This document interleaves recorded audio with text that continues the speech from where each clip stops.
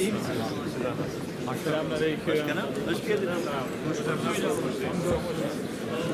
Çok iyiyiz.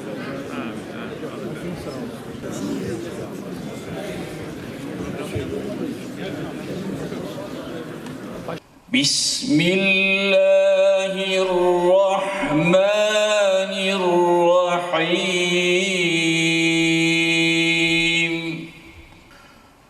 وَمَنْ أَحْسَنُ قَوْلًا مِّمَّنْ دَعَا إِلَى اللّٰهِ. Bismillahirrahmanirrahim. Elhamdülillahi Rabbil alemin. Vessalatu vesselamu ala Resulina Muhammedin ve ala alihi ve ashabihi ecmain. Bazı insanlar sadece hayatlarında değil, vefat ettikten sonra da hizmete devam ederler.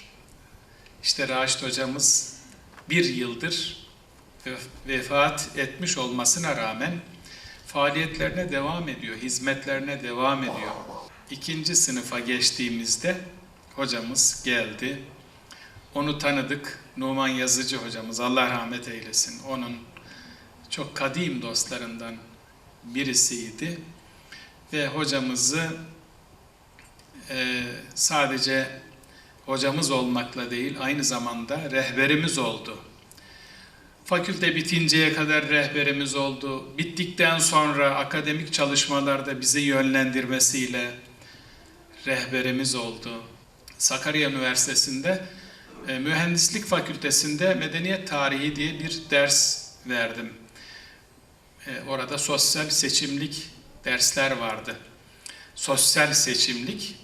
Mühendislik Fakültesinden 9 ayrı bölümden öğrenciler dersimizi seçtiler.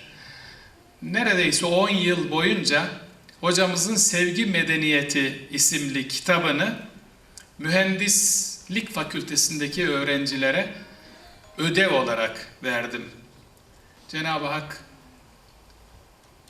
hem Raşit hocamıza hem daha önce rahmeti rahmana kavuşan bütün hocalarımıza merhametiyle muamele eylesin inşallah.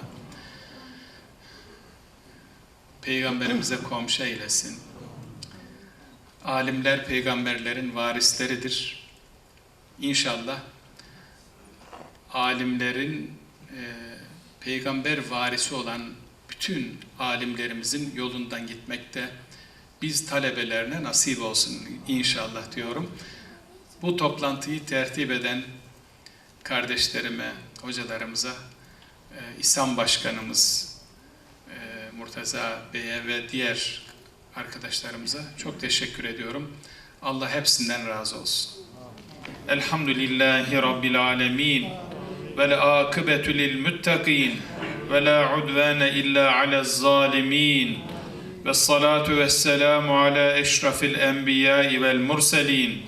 İlahi ya Rabbi, okumuş olunan hatm-ı şeriflerden, Kur'an-ı Kerim'den hasıl olan sevabı evvelen bizzat hulasa-i kainat sevgili Peygamberimiz Hazreti Muhammed Mustafa aleyhissalatu vesselam Efendimizin mübarek, münevver, mutahhar, aziz ruhu tayyibelerine hediye eyledik. Kabul eyle ya Rabbi. Hasaten bundan bir sene evvel irci'i emrine ittibaen sayılı nefeslerini tamamlayıp huzuruna gelmiş olan, dar-ı bekaya irtihal etmiş olan Raşit Küçük hocamızın ruhuna hediye eyledik. Vasıl eyle ya Rabbi. Ruhunu meleği alâda ferahnak eyle ya Rabbi. Kabrini cennet bahçelerinden bir bahçe eyle ya Rabbi. Dualarımızı fetekabbeleha rabbuha bi kabulin hasenin sır namazhar eyle ya Rabbi. Allah rızası için El Fatiha.